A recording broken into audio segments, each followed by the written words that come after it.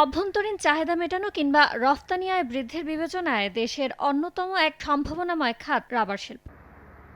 Bangladesh trade and tariff কমিশনের তথ্য, বর্তমানে দেশের ১,৪৭,৩৩৩ একর জমিতে ৭০,৩৫৭ মেট্রিক টন রাবার উৎপাদন হয়, যার মধ্যে ব্যক্তি মালিকানায় ৫০,৭৩০ মেট্রিক টন আর সরকারি মালিকানায় হয় ৩৭,৬৮৪ মেট্রিক টন।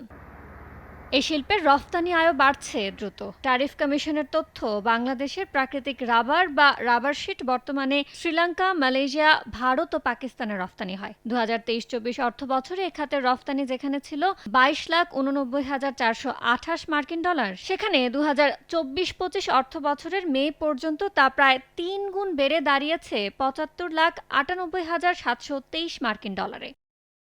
এমন প্রেক্ষাপটে দেশের রাবার শিল্প খাতকে উৎসাহিত করতে কর্মপরিকল্পনা সাজিয়েছে সরকার। এরই প্রেক্ষিতে রাবার ও রাবার শিট আমদানিতে শুল্ক ৫% বাড়িয়ে ১৫% করার সুপারিশ করছে ট্যারিফ কমিশন। বাংলাদেশে রাবার শিল্পের বর্তমান আস্থা ও রফতানির সম্ভাবনা নিয়ে করা ওই সমীক্ষা প্রতিবেদনে উচ্চ ফলনশীল রাবার ক্লোনের আমদানি পর্যায়ে নির্দিষ্ট সময়ের জন্য ভ্যাট অব্যাহতিও সুপারিশ করেছে সংস্থাটি। একে ইতিবাচক হিসেবে দেখছেন অর্থনীতিবিদরা।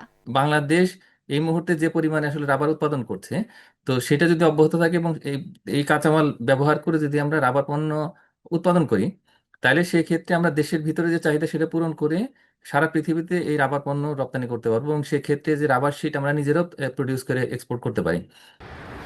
ট্যারিফ কমিশনের তথ্য, ২০২৩-২৪ অর্থ বছরে রাবার বা রাবার শিটের আমদানির পরিমাণ ৫৩% কমলেও চলতি বছরের মে পর্যন্ত বেড়েছে ৩২%।